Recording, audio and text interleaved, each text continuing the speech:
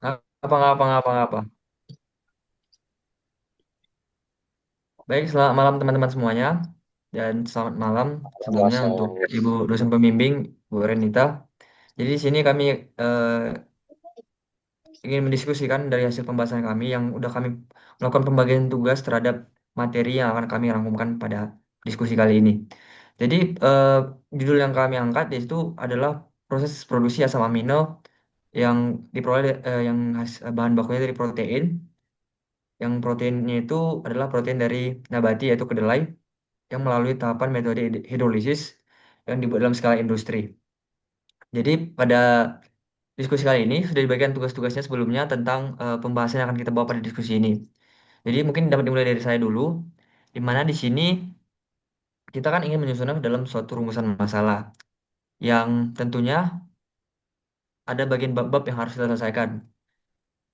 Ya mungkin nanti kita bisa angkat tentunya tentang rumusan-rumusan masalah yang bisa kita berikan. Contohnya itu seperti definisi mungkin, ini mana dari hasil yang literatur saya baca untuk definisi dari hidrolisis protein itu kan ada tiga.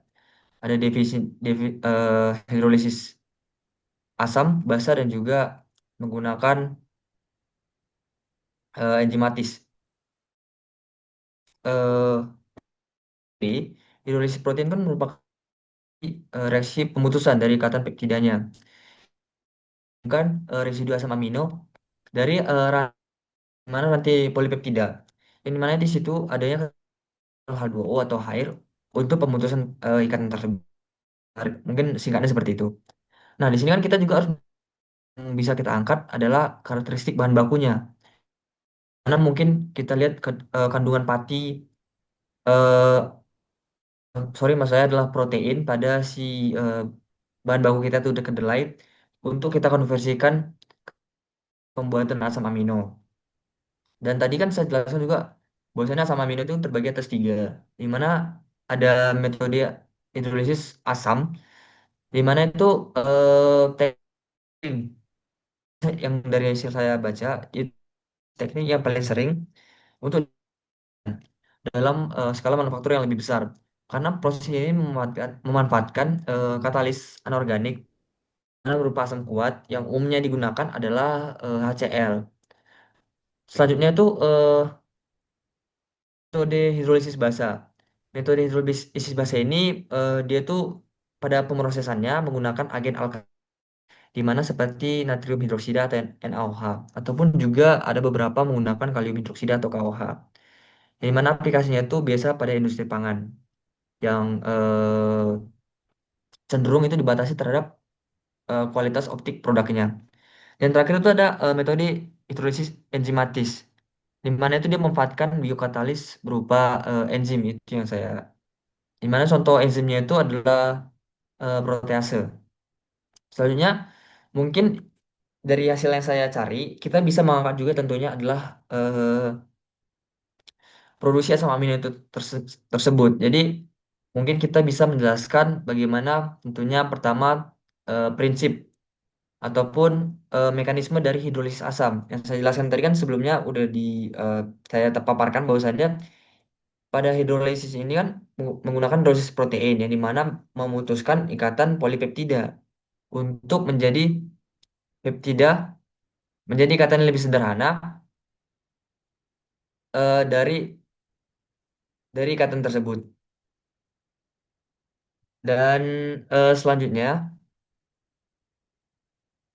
mungkin kita bisa melanjutkan ke dalam tahapan operasi dan deskripsi persiapan bahan bakunya.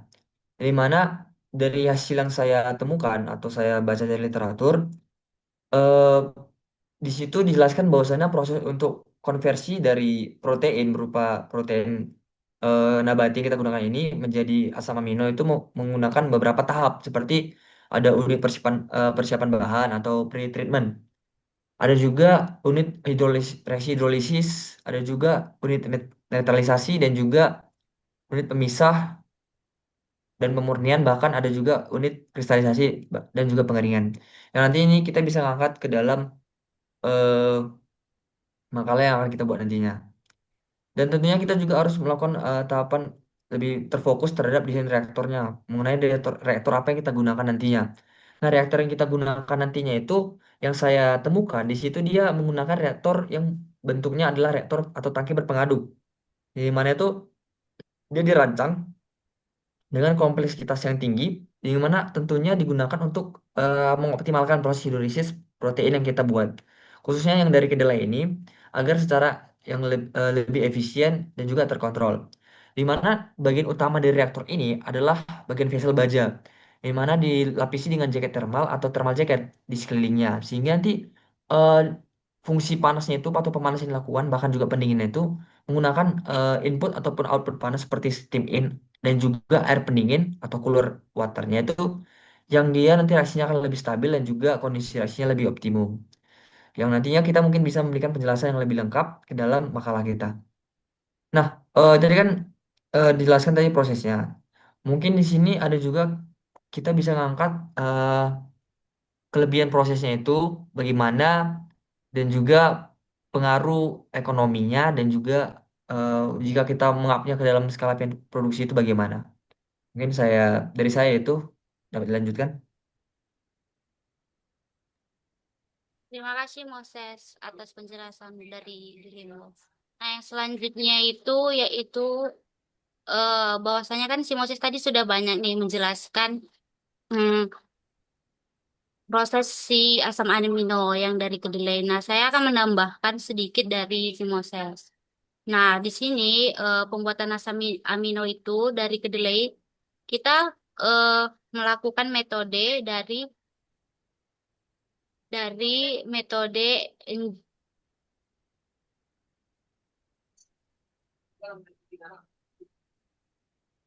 Bentar. Dari metode hidrolisis asam, yang dimana si hidrolisis asam ini merupakan teknik untuk yang paling tepat untuk mengkataliskan si anorganik berupa asam kuat untuk mekanisme si kedelai. Nah, ada juga metode lainnya seperti itu, metode hidrolisis enzimatis yang dimana itu memanfaatkan si biokatalis berupa enzim atau protase. Yang dimana itu seperti kita pepain atau bromelin ataupun alkesae yang bekerja sebagai kondisi operasi. Dan di mana si enzimatis ini kurang relevan untuk melakukan metode si pembuatan asam amino. Jadi kita di sini membuat metode si hidrolisis asam. Nah, yang selanjutnya itu ada kelebihan dan kekurangan terhadap si metode tersebut. Yang dimana kalau kita menggunakan ada kekurangan dan kelebihan proses tersebut. Nah, kalau dari aspek evaluasinya, kalau kinetika reaksinya, yang saya temukan dari penelitian atau dari jurnal, bahwasanya kelebihan si laju reaksinya itu sangat cepat dan pemutusan ikatan peptidanya itu menyeluruh atau total. Tetapi kekurangan dari si kinetika reaksinya yaitu kekurangannya resiko degradasinya termalnya pada asam aminonya sensitif seperti triptofan. Nah, pada aspek ekonomi, biaya opsionalnya rendah dan kekurangannya itu biaya investasi alatnya dan biaya investasi alatnya cukup mahal. Namun, skala produksinya sangat mudah diterapkan untuk kapasitas produksi dan kontrol prosesnya memiliki kelebihan sangat mudah dikontrol. Selanjutnya itu pada asam amino itu kita harus mengetahui juga dampak-dampak lingkungannya. Apa sih dampak lingkungan kalau kita memproduksi si asam amino ini dari kedelai? Nah, yang pertama itu kan ada limbah cairnya. Nah, itu limbah cairnya itu akan diproses mengandung sisa protein. Nah, jadi sehingga berpotensi mencemari si perairan. Dan apabila tidak diolah dengan baik, maka lingkungan akan tercemar. Jadi kita harus mengendalikan si limbah cairnya ini diolah terlebih dahulu menggunakan instalasi pengolahan air atau limbah atau yang disebut dengan IPAL agar kandungan si bahan organik tersebut dapat turun serta pH-nya juga netral untuk dibuang ke lingkungan. Nah, yang kedua itu adalah limbah padat atau berupa ampas kedelai. Nah, kita melakukan pengendalian juga terhadap limbah padat tersebut dengan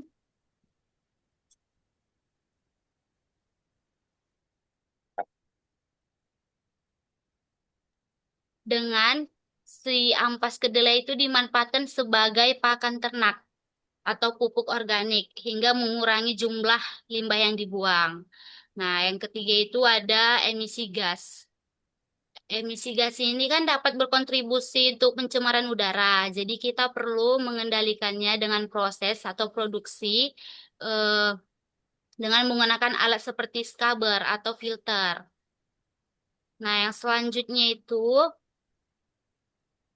kita harus mengetahui juga pengembangan prosesnya.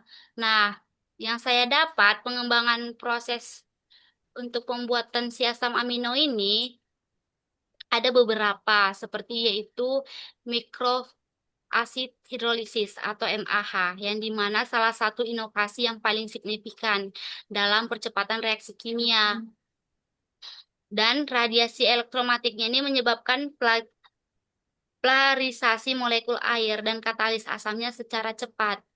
Jadi untuk memberikan pemanasan si volumetriknya juga yang sangat seragam. Jadi eh, kita,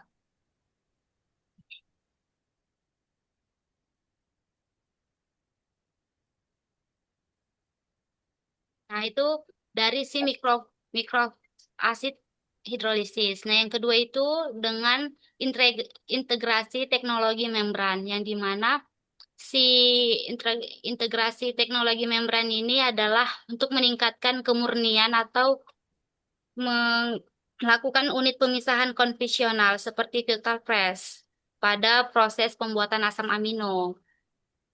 Nah, yang ketiga itu ada hidrolisis air atau disebut subcritical water hydrolysis, yang dimana inovasi ini yang sangat menjanjikan untuk penerapan hidrolisis, yang dimana menggunakan air pada kondisi yang subtrikritis, yaitu antara suhu 200 derajat Celcius hingga 300 derajat Celcius. Yang keempat itu kita perlu tahu ya di desain reaktornya supaya kapasitas produk dari pengembangan si asam amino ini dapat melakukan produksi yang sangat bagus dan optimal dilakukan. Nah, selanjutnya akan dijelaskan teman kami Arya Wibowo. Jadi cuma cerita untuk penggunaan dari asam amino sendiri ini kan itu terbagi dari itu kan asam amino terbagi menjadi dua, ada asam amino esensial sama asam amino yang non esensial. Yang mana asam amino esensial itu dia bisa disintetis sendiri oleh tubuh, jadi harus didapatkan dari luar. Beda dengan asam amino yang esensial, mana dia bisa disintetis dalam tubuh melalui protein. Oke, jadi untuk asam amino sendiri,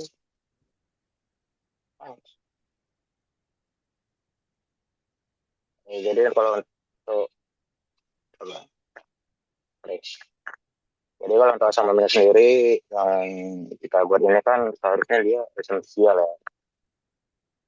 Ya kalau yang saya baca ini termasuk asam amino esensial, di mana ini berfungsi untuk membentuk jaringan-jaringan baru dalam tubuh, kemudian untuk dia juga berfungsi sebagai sintesis ATP untuk neurotransmitter di dasar saraf tubuh, sehingga informasi dari yang didapat oleh sistem saraf itu bisa lebih cepat ke otak gitu deh. Oke, kemudian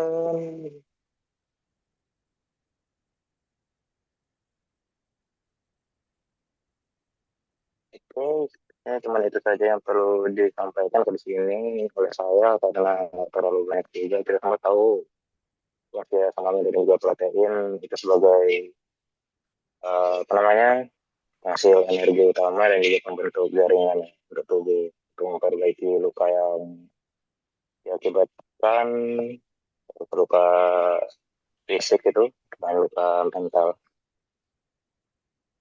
Dan juga untuk bagian selanjutnya itu akan dijelaskan oleh Sarina, silakan Sarina.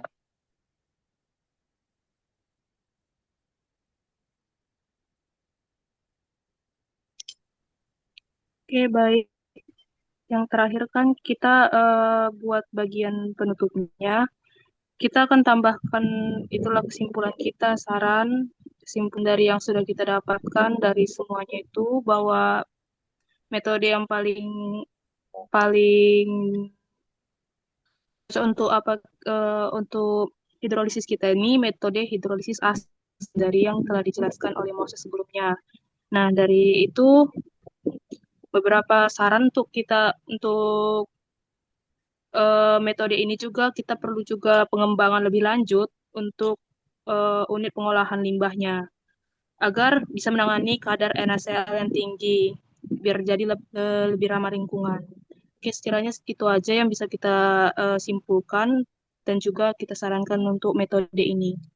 Apakah ada yang perlu ditambahkan lagi, teman-teman? Mas Sarina. Mungkin Oke, ya mungkin itu ya, nanti Oke, materi-materi itu kita pas. bisa bisa kita kembangkan lagi dan nanti mungkin kita bisa saling oke, berkomunikasi di grup, saling membagikan materinya nanti kita bekerjasama untuk menggabungkannya ke dalam makalah yang kita buat nanti ya. Mungkin untuk Ya, diskusinya baik. sampai oke. sekian. Terima kasih untuk perhatian teman-teman dan saya ucapkan sekian dan terima kasih. Terima kasih teman-teman. Oke, makasih. Makasih guys.